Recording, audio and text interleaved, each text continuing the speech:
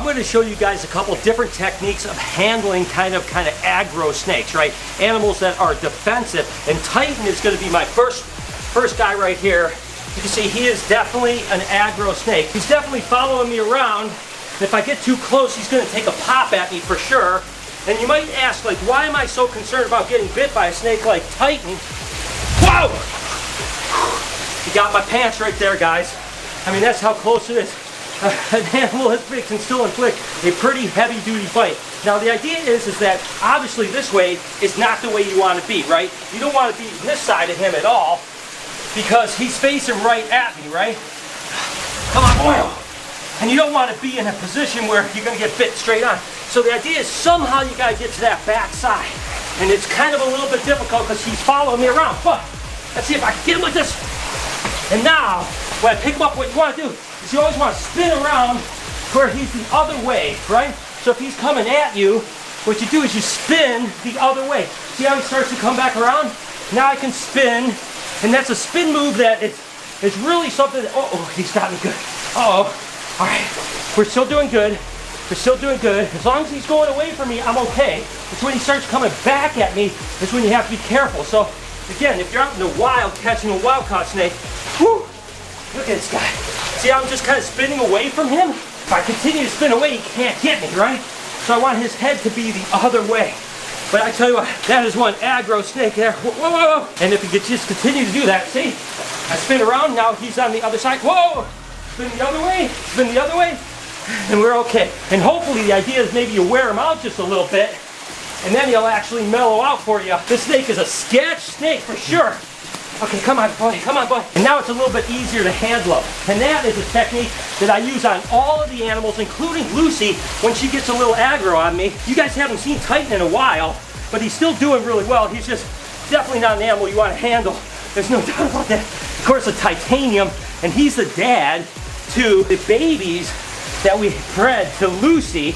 And I tell you what an absolutely gorgeous snake it is. I just wish it had a better attitude for sure. So that is technique number one. Now, of course, when you're talking about an Amazon tree boa, there's a little bit of a different technique when it comes to that, and that's distraction, right? So if I can actually wiggle my hand around, it'll stay away from my face. It won't even think about my face. But look, if I stop doing this, what does it do? It immediately starts turning towards me, and it's thinking about over here. And of course, I don't want that to happen. So you can actually distract the snake. Now, granted, I don't think that it's a great idea to be handling like the most aggressive snakes. And again, they're not really aggressive, they're defensive, right? You know, he's basically just saying, hey, listen, stay away. I don't want you to be close to me, and I'm going to strike at you until you actually stay away. But the truth is that, you know, even when that happens, these are the techniques that I use. With reticulated pythons and bigger snakes like that, you use that spinning technique to get them away. Doesn't really work as much with an Amazon tree boa, so what I do is I just use that distraction. That way I can talk to you guys, and I can basically just have him striking, and it's no big deal, right? He always just misses me, and that's all, you know, no big deal. I've done this so many times, it's that thing. So again, distraction helps a lot too with certain animals, and he's got quite the strike range, and I can get pretty darn close to him, right?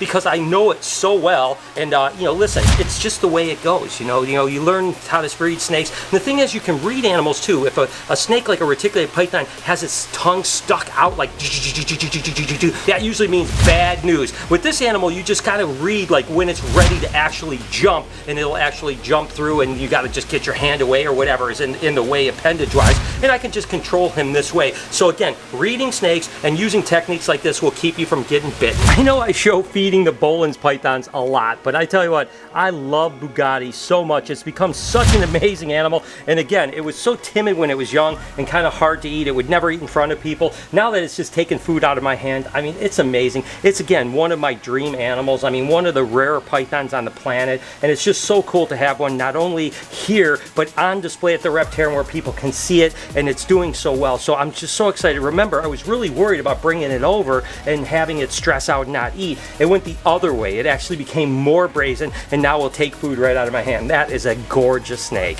Remember that 8-gene animal that actually hatched out? That's a world first. Well, it's actually out of the egg and looking absolutely incredible. This animal is pretty cool here too. This is actually just a pastel. It's a cinnamon, it's a spider, and it is an orange dream. Looks just kind of interesting. You know, it's a cool cool animal, but that isn't a world's first by any stretch. I'm sure other people have done it. But this one is pretty cool here. This is like a super pastel. It's an Enchi, it's a lesser, it's a bongo, it's an orange dream, it's a fire, and possibly a couple other things. The only thing that this one was missing in the actual clutch that had 8 or 9 gene potential was actually the cine gene didn't come through. Other than that, we had all the other genes. That is an absolute ripper of an animal. Can't wait till this actually raises up, because I'll probably keep it because it's just so darn cool. And like I'd mentioned, you know, when you get into animals like this, you can't really guarantee that all those genes are in it. I can only guess and say, I think that it's orange dream, I think that it's bongo, I think that it's this, I think that it's that, because it has all the traits, right? But if I sold it, I couldn't really sell it as those traits because I can't guarantee those traits, right? So what I'm going to do with this guy is just raise it up because it's such a special animal, and hopefully breed it out, and then we'll find out exactly what's in it in a couple years. We got some special guests in the house today, boys. I tell you what, I'm excited about this.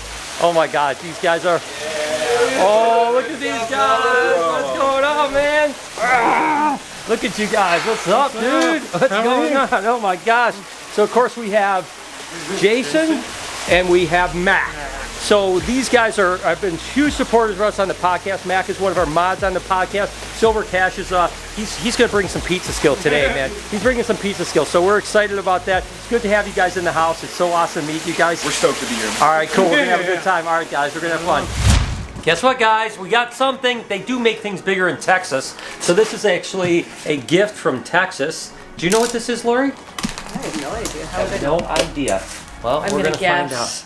From the box, a picture of something. A picture of something? I was hoping it was going to be some gold. Oh, it's a little light. Okay, so we got another box inside of a box. Oh, you know what? These are the gifts I appreciate. I would totally send someone a box in a box. Slides out. Okay, what do we got? Gotta not be pulling opposite. Wait. Wait. Oh, it's going to fall. Ooh, this is cool. Are you kidding me? This is awesome. Hang on, let me cut this without cutting the actual canvas here. Does it have a note? Who sent it? All right, we've got Casper, Lucy, Moo Moo, and I don't know who that is. That's actually pretty cool. They actually morph in from skeleton, obviously, to Lucy, to Moo Moo, and to Casper. So that is pretty cool. So I guess MH, sorry that I don't have who this sent this, but thank you. It's definitely a cool piece of art. I like it. Lori, I'm going to hang it right over on your side of the bed. Perfect. No, it's seriously, thank you so much. That is absolutely amazing. Continue to making progress on the Gecko room down here. We put lighting in, which we ended up going with some LED lighting because we want to do natural plants in here. So these are actually grow lights, which are really cool so that it's not only looks good lit up, but also that we can actually grow plants in here and stuff like that because we're going to go bioactive with everything. So now here in the next couple days, I've been saying this for the last week or so, but I'll actually do the rock wall so that you can't see any of the 2x4s. Jessica has a ton of work to do when it comes to actually, you know, fixing and seaming all this stuff, actually doing all the enclosures. Again, this is the one enclosures that she's done already. That's kind of hanging out here. You can see just sprayed down this morning. The grow lights on here, so all the plants can do really well. Bioactive. We'll get all the isopods and stuff like that in there. So Gecko room is looking good, starting to get exciting. Just putting the lights on just changes everything, right? I mean, it's just all of a sudden now it's like, wow, this place is starting to look like an actual room. Cannot wait to get them done and actually put the first geckos in. So this room is going to be absolutely epic, and I can't wait till it's done. I don't really want to tell you quite yet, but I got a surprise for you. It's going to be really, really cool to see this, but wait till you find out.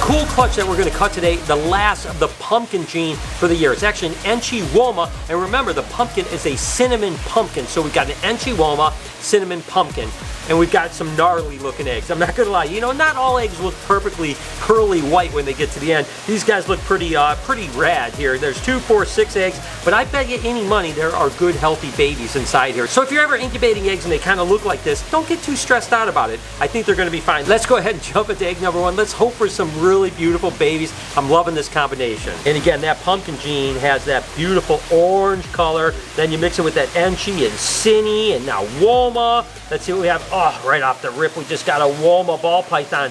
I'll be honest with you, there's a chance this could be a pumpkin Woma, because what's happening with some of the genes is you don't see the orange coming through, but you see an interesting pattern mutation kind of coming up. With the Woma, this kind of is an interesting looking Woma, so until it hatches, I don't know, could actually be a pumpkin Woma, which would be pretty cool. Again, I just want to get this gene into as much stuff as possible, right? Let's move on to egg number 2. All right, but certainly I want to see that nice bright orange. There's no doubt about that. What do we got here? Ooh, this one looks nice. Woo! Yeah, baby, that one looks beautiful. So this looks like probably a Cine Enchi pumpkin gene right here, because that nice, beautiful orange is coming through. That one looks like an absolute, that's what I was looking for there. But we've actually already hatched these. Now I'm hoping we get this mutation with the Woma pattern into it. So let's see, we still have 3 eggs to go. And again, we'll start mixing this next year into recessive mutations like pied and clown and different things like that, and seeing what it does to those as well. Let's see, what do we have? What do we have here? Wow. I don't know what we have here.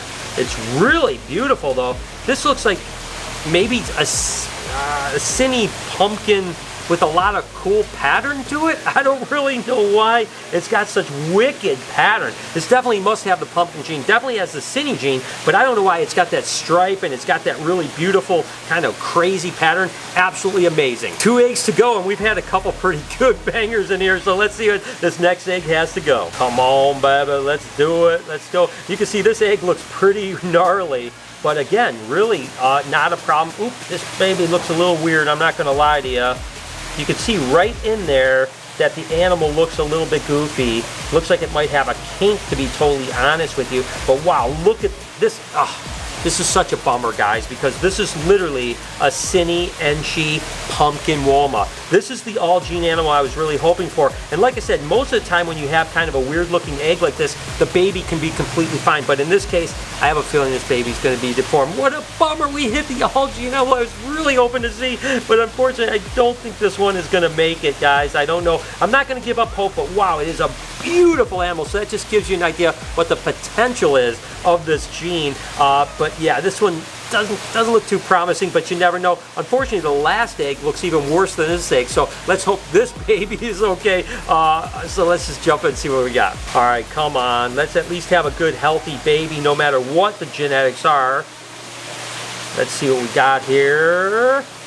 All right, the actual animal itself looks like it's okay, and guys, I tell you what, I think this is actually, I know, this is actually the Cine pumpkin Enchi Woma. So this is the animal that we were hoping for, and this one looks like it's got pretty good, you know, I don't see any kinks in it or anything like that, so we might get lucky on this one. We'll wait till they hatch out for sure. So hey, we ended up doing all right. We had one that was a little bit of a disappointment, got some bangers in this. Last of the pumpkin gene for the year. Next year, they start to go into recessive mutations. So everything's finally done. The silicone and everything like that is dried. We're ready to rock and roll. Now here's the really interesting part, is to put the crickets in here. Now I know a lot of you guys are probably thinking when you're watching this, like, Bruce, geez, dude, you drilled those holes way too big. The crickets are going to get out. Now actually, that's actually kind of the point. I do want them to actually be able to come out, because the problem is like when we set this up, it's going to be there for at least 12 hours at a time. So crickets being in a container for 12 hours, guys, that's going to smell real bad. So so it is important that they're able to escape if they really have to, just in case if the green tree monitors don't actually try and get them out, you know, because again, they're not going to be looking for this unless they actually really want it. So that's the whole point of this. That's how it goes. So like obviously, as you guys see, I put the stick in there so these guys are able to climb up, and when these guys are up here on the thing, they can actually get those little tweezers going for their fingers and reach in there and snatch that bad boy out.